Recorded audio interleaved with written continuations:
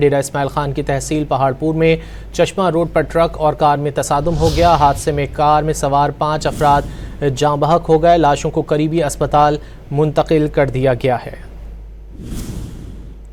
डेरा इस्माइल खान की तहसील पहाड़पुर में चश्मा रोड पर ट्रक और कार में तसादुम हो गया, जिसके नतीजे में कार में सवार 5 अफराद जाँ बहक हो गए। लाशों को करीबी अस्पताल मुंतकिल कर दिया गया है।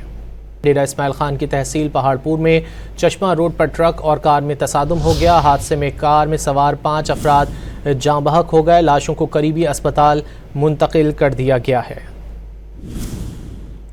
डेरा इस्माइल खान की तहसील पहाड़पुर में चश्मा रोड पर ट्रक और कार में तसादुम हो गया, जिसके नतीजे में कार में सवार 5 अफराद जाँ बहक हो गए। लाशों को करीबी अस्पताल मुंतकिल कर दिया गया है। डेरा इस्माइल खान की तहसील पहाड़पुर में चश्मा रोड पर ट्रक और कार में तसादुम हो गया। हादसे में कार में सवार 5 अफराद जाँ बहक हो गए। लाशों को करीबी अस्पताल मुंतकिल कर दिया गया है। डेरा इस्माइल खान की तहसील पहाड़पुर में चश्मा रोड पर ट्रक और कार में तसादुम हो गया, जिसके नतीजे में कार में सवार 5 अफराद जाँ बहक हो गए। लाशों को करीबी अस्पताल मुंतकिल कर दिया गया है।